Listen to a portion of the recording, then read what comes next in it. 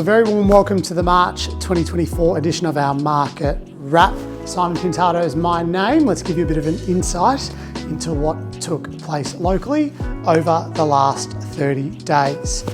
Now, drilling down on figures, as of March 31, Melbourne's median home value is $778,882. Overall, values are up about 3.2% over the last month, but in the last sort of quarter, those rates have come back about 0.2%. Now, over March's 5 weekends, there was a few long weekends mixed into that. Obviously, we had Labor Day weekend and we had Easter long weekend as well. However, the market did power through with more than 4,085 auctions. Now, of those 4,085, 2,476 properties were sold, 1,886 of those at auction, with 766 passed in. Now, an interesting statistic and part of that is 587 of those properties were sold before auction. So that means an average auction clearance rate of about 78%, which is about the same as it was last year. What we've noticed is actually the number of properties that have sold prior to auction has increased. So if you look at about a 78% auction clearance rate, typically speaking, that auction clearance rate is more so around the 40 to 50% mark. And then the balance of that auction clearance rate is properties that are selling prior to auction.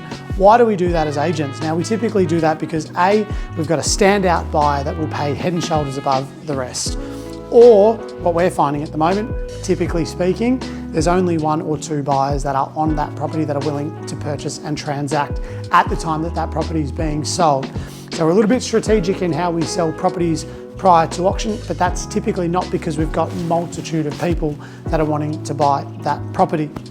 To give you an overall broad sense of what the market's doing, it is a very segmented market. If you're selling anything that needs work, renovations, or maybe it's a little bit more land value, those properties are taking a little bit more time to sell. If you're a fully renovated turnkey property, whether that's a 2-bedroom, 3-bedroom, 4-bedroom, or 5-bedroom villa unit or home, those properties are so sought after at the moment. At post-COVID boom, we're still seeing the flow-on effects for people wanting to buy family homes.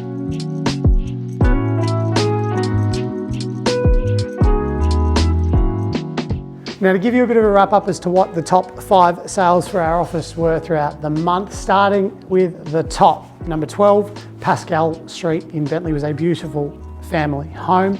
That property sold at auction for $2,886,000. Next was number 9B Summers Street, an architectural designed 3-bedroom townhouse on under 300 square metres of land and not in the McKinnon School Zone. And that property sold prior to auction for $2,020,000. Huge ticket for a 3-bedroom townhouse, not brand new.